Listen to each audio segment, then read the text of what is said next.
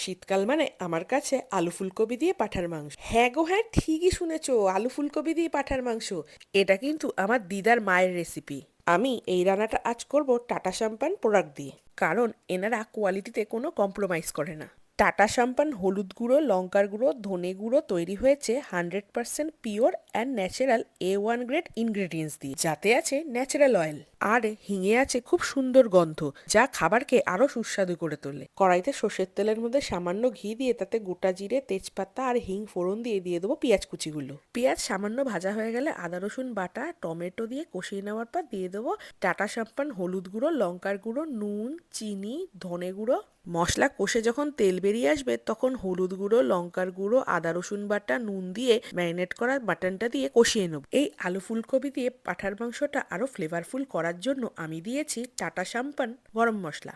মাংস কষাতে কষাতে বেশ অনেকটা সেদ্ধ হয়ে গেলে দিয়ে দেবো আলু ফুলকপি দিয়ে, তারপর 10 থেকে 15 মিনিট রান্না করার পর ঘি, গরম মশলার গুঁড়ো ছড়িয়ে গ্যাস বন্ধ করে দেবো। আলু ফুলকপি দিয়ে পাঁঠার মাংসটা আমি কিন্তু পরিবেশন করেছিলাম ফুলকো ফুলকো সাদা লুচির সাথে। খেতে কিন্তু দারুণ হয়েছিল।